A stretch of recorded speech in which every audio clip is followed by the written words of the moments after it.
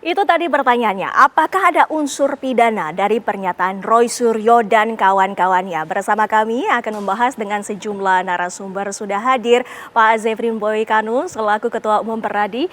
Bersatu, terima kasih sudah hadir Pak Boy. Selamat malam. Dan juga hadir pula Pak Juju Purwanto yang merupakan perwakilan dari TPUA. Selamat malam. Selamat malam, Pak Juju. Ya, tentunya kami ingin mengetahui, langsung saja kami ingin tanyakan Pak Boy, ini dengan adanya pernyataan dari Roy Suryo, memang ada potensi unsur pidana itu? Ya, selamat malam Mbak. Ya. Pemirsa dan Abang ya. Iya, terima kasih. Kalau menurut kami justru ada unsur pidananya. Kalau tidak ada unsur pidana, ngapain kita capek-capek cari kerja, namanya nggak ada kerjaan berarti ya. Jadi yang kita laporkan itu pasal 28 ayat 2 Undang-Undang ITE. Itu kan jelas itu kan. Jadi setiap orang dengan sengaja kemudian melakukan tanpa hak melakukan penyebaran informasi yang bertujuan untuk menimbulkan rasa kebencian dan juga permusuhan yang berdasarkan sara ya. Walaupun dalam hal ini mungkin lebih tepat kepada antar golongannya. Jadi kita melihat bahwa di sini bahwa antar golongan ini yang menjadi sasaran empuk. Jadi kita melihat bahwa peristiwa-peristiwa yang dilakukan oleh Bang Roy dan teman-teman itu jelas menimbulkan rasa kebencian dan permusuhan. Terjadi perpecahan, terjadi polarisasi di masyarakat, sehingga ini kita bisa unsur pidananya masuk. Ini khusus antar golongan. Golongan yang mana? Golongannya adalah Presiden RI ke-7, Pak Joko Widodo, dan kelompoknya yang mendukung beliau. Jadi menurut kami itu sangat jelas itu, penuhi unsur pidananya. Makanya kami laporkan, memang dalam hal ini yang kita laporkan, kadang-kadang teman-teman dari Bang Roy kan bertanya, mana legal standingnya? Nah, legal standing yang pertama itu kan KUHP 108 jelas itu. Setiap orang yang mendengar, merasakan, mengalami, dia punya hak untuk melaporkan ke penyelidik atau penyidik. Itu yang pertama. Yang kedua, pasal 100 Undang-Undang Nomor 39 tahun 199 tentang HAM. Itu setiap orang berhak untuk melaporkan ya kepada. Semua orang berhak untuk melaporkan, tapi untuk kasus ini Pak Juju kami ingin mengetahui bagaimana pendapat Anda. Langsung saja ditanggapi bagaimana pernyataan Pak Boy tadi. Iya, apa yang diungkapkan oleh rekan tadi, bahwa setiap orang boleh saja kan melaporkan jika ada sesuatu hal yang dianggap ya katakanlah perbuatan pelanggaran hukum misalnya begitu. Dan hal ini adalah kaitannya ke berakibat timbul suatu akibat yang salah satunya sara misalnya, suku, agama, ras antar golongan. Apa yang dilaporkan oleh beliau ini atau teman-teman kita ini itu adalah jelas tidak relevan. Ya, sementara kita adalah membicarakan kasus delik aduan, yaitu seorang Jokowi, ya, di mana beliau juga langsung mengadukan secara personal kepada Polda Metro Jaya kan begitu.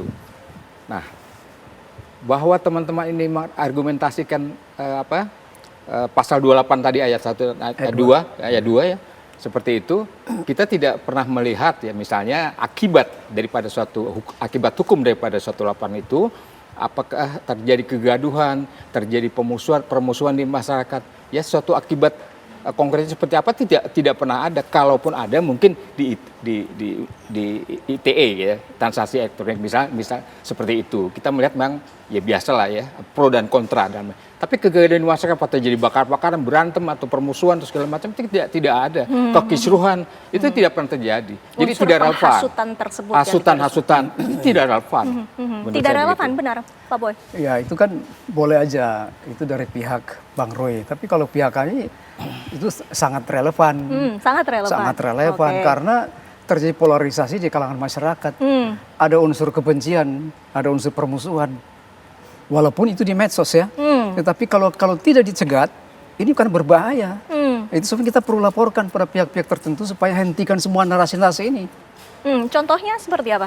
Ya kan sekarang narasi-narasi, misalnya contohnya yang paling konkret adalah mereka geruduk ke rumah Pak Jokowi, ya kan, yang di Solo.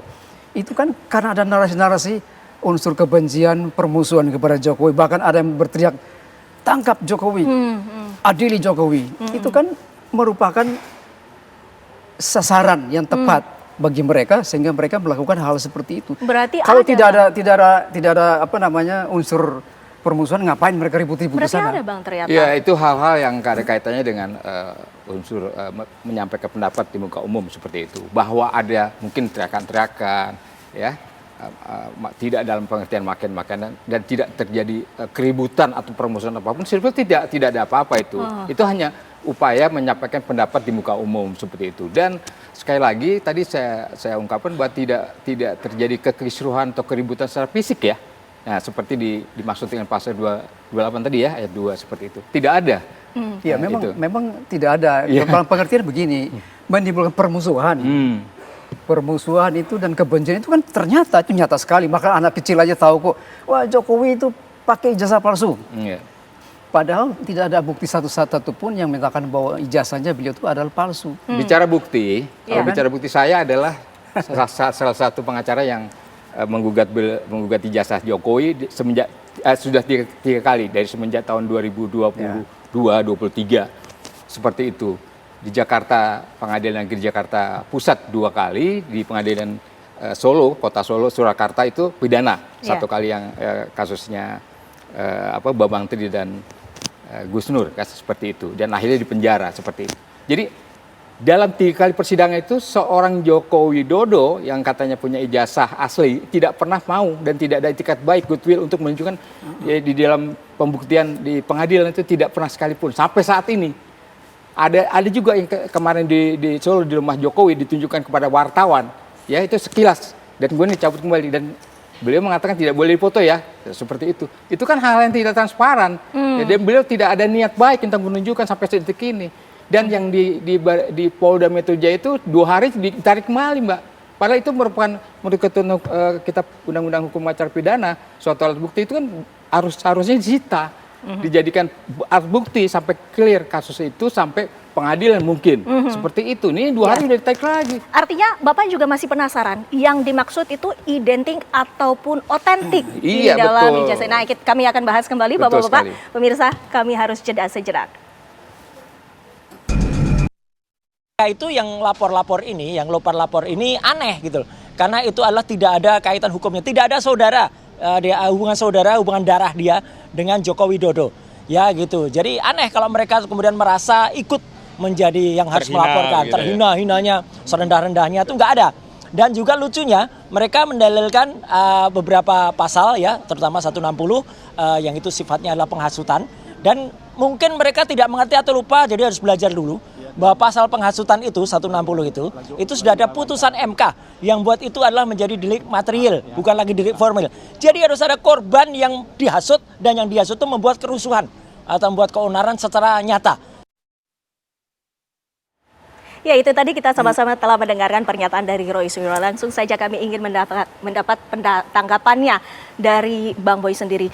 Ini ternyata laporan atau yang pelapor ini tidak ada hubungannya dengan kasus yang saat ini ataupun dengan Jokowi. Bagaimana? Ya itu kalau itu kan delik aduan, ini kan delik biasa yang kita laporkan. Ini kan pasal 28 ayat 2 itu lebih kepada penyebaran kebencian dan permusuhan. Nah saya tanya sama Bang Roy ya, apakah merasa nggak omongannya itu menimbulkan permusuhan sama orang lain? Ya, sangat nyata kok di tengah-tengah masyarakat kok. Banyak yang terjadi polarisasi, terjadi komunikasi yang tidak nyambung karena salah satu pro kontra terjadi gara-gara pernyataan dari Bang Roy teman-teman. Jadi menurut saya ini sangat relevan karena kita sebagai warga negara, apalagi sebagai penegak hukum, kita wajib hukumnya untuk melaporkan kalau ada dugaan tindak pidana. Jadi ini jelas sekali nih Pak. Jadi sangat relevan Pak. Iya. Pak Juju, polarisasi yang terjadi ini menurut Bapak sendiri, apakah memang satu-satu penyebabnya adalah dari pernyataan Roy Suryo? Ataukah memang polarisasi itu sudah ada sebelumnya? Ya kalau pernyataan dari seorang kebetulan ahli ya, beliau kita anggap ahli dan masuk ke Paris Sianipar begitu, ahlinya itu. itu biasanya mengungkapkan sesuatu pendapat beliau atau katakanlah penelitian beliau terhadap materi tentang ijazah Jokowi itu. Walaupun sampai saat ini mereka itu tim ahli kita itu belum pernah melihat ijazah aslinya seperti apa. Tapi berdasarkan keahlian mereka masing-masing, mereka punya hak dong ya mengadakan penelitian, mengadakan pengujian tentang keaslian ijazah itu berdasarkan ilmu pengetahuannya. Dan itu tidak ada yang melarang sebetulnya. Tidak ada, saya pikir tidak bolehlah ada pihak-pihak merasa, wah kenapa pendapat sendiri, menurut mereka memang itu mau-maunya mereka saja, memang mereka benci sama Jokowi atau kalau misalnya Pak Jokowi memang berniat baik, ada goodwill, menunjukkan ijazah aslinya, beres lah.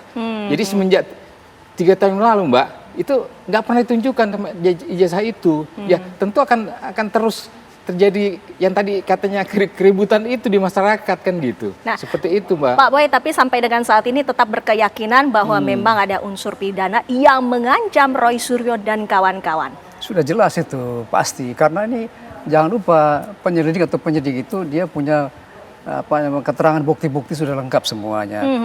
50 orang saksi dihadirkan, itu nggak main-main itu, artinya dia serius dengan kasus ini. Dan jangan lupa Mbak, ini kasus pasal 282 Undang-Undang ITE itu sudah ada korbannya, yaitu jurisprudensi Bambang Tri.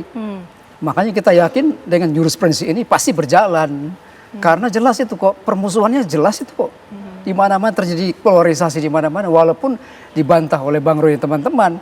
Itu terserah, lihat teknik dari penyidik bagaimana dia memainkan barang ini. Dan kita punya keyakinan bahwa pasti naik sidik ini. Tapi kan sesungguhnya tidak perlu ada polarisasi jika terbukti ini asli. Dan kita ketahui Pak Juju bahwa Bareskrim Polri sebenarnya telah menghentikan agenda selanjutnya adalah gelar perkara khusus. Apa bukti baru yang telah dimiliki oleh TPUA? Iya, artinya kalaupun atau yang memang sudah dijadwalkan Mbak ya, besok kebetulan hari Rabu ya Mbak ya, gelar perkara khusus itu. Ya kita berharap bahwa gelar perkara khusus sesuai dengan maksud dan tujuannya dihadiri oleh semua pihak, ya baik dari pihak yang katakanlah termasuk Joko Widodo. Termasuk Joko Widodo itu pasti kita harapkan. Termasuk dari kami ya Mbak ya.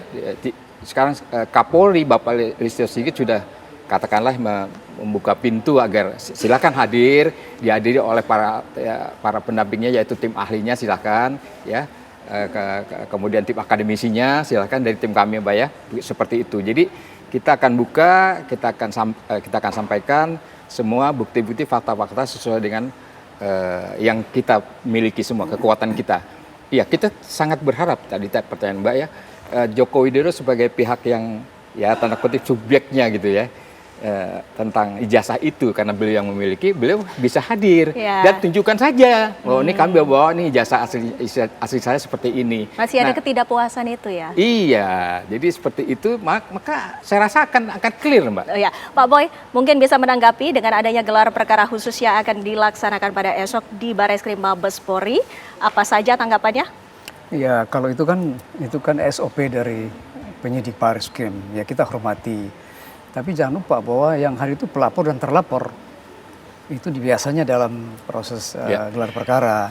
Tapi sebelum itu saya mau tanyakan dulu nih, ini Bang Roy ini meneliti ijazahnya itu Pak Jokowi yang terbitan UGM 2005 atau yang terbitan Pramuka 2012? Iya. Ini kita pertanyakan. Ya, jadi kan berarti dua ijazah yang ada yang katanya diterbitkan oleh UGM dan katanya tadi disebutkan terbitkan oleh Pramuka di Jalan Pramuka maksud saya. Ya. Seperti itu ya silakan digelar saja, disampaikan saja seperti itu. Kita pertanyakan Bang Roy teliti yang mana nih? Yang mana yang asli, yang mana yang palsu?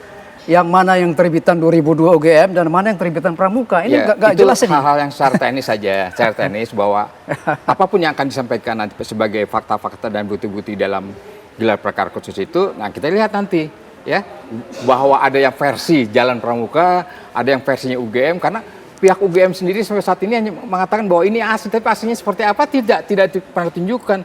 Roy Suryo dan Rismond Sianipar dan Ibu Dr. Tifa sudah langsung datang ke sana dan sampai sekarang dijanjikan nanti akan kami sampaikan data-data dan file-file tentang ijazah ini, ijazah Jokowi itu sampai detik ini Mbak udah 3 minggu lebih belum kita terima juga itu. Jadi bohong juga itu pihak UGM, pihak rektorat sampai sekarang. Ya, UGM artinya juga akan dihadirkan? Bukan, artinya ya itu memang ya pihak kepolisian yang berhak untuk menghadirkan atau tidak, bukan kami. Tapi tidak ada desakan? Oh ya, kami berharap secara keras gitu bahwa pihak UGM bisa hadir. Ya. Karena itu tidak ada kewajiban UGM hadir. Iya. Dia kan sudah bicara secara jelas, secara otentik dia menjelaskan bahwa itu asli. Iya. Itu otentik loh. Pernyataan itu sudah Itu otentik itu. Itu pernyataan otentik dari UGM, bukan identik, itu otentik gitu. Jadi kita harus terima. Yang menerbitkan ijazah itu UGM, dia sendiri mengatakan ini otentik berarti asli. Seharusnya sudah clear. Iya. Cuma kawan-kawan ini kan nggak tahu ada unsur apa di belakang semua ini. Silakan aja, artinya beberapa lembaga negara seperti DPR, ya kita sangat berbesar hati ya, sangat senang sekali kalau mereka juga bisa hadir. Ya, Komisi Informasi Publik misalnya. Mau hadir silakan, kan begitu Mbak. Nah, itu akan lebih terbuka, akan lebih transparan kepada masyarakat. Pak, Jadi tidak ada relevannya, tidak relevan DPR harus hadir di situ, tidak relevan. Tapi permasalahannya gelar perkara khusus ini akan dilaksanakan secara tertutup ataupun terbuka kepada publik? Ya kami berharap tadi yang Mbak tanyakan terbuka dan transparan kepada publik. Bahwa seperti apa bentuknya kami juga belum tahu ya. Karena yang punya sebagai tuan rumah kita sebut saja yaitu pihak Barreskrim, Mabes Polri. Kalau kami berharap bisa terbuka, siarkan TV kalau perlu, rakyat jadi tahu bahwa mantan presidennya selama 10 tahun ini punya ijazah apa enggak yang asli. Nah, itu kan juga nggak jelas selama ini. Kita akan lihat besok dalam gelar perkara khusus ini seperti apa kelanjutannya. Terima kasih Bapak-bapak sudah hadir bersama kami, dan pemirsa kami juga akan menghadirkan sejumlah informasi lainnya yang akan disampaikan oleh rekan saya Tiara Harap. Silakan Tiara.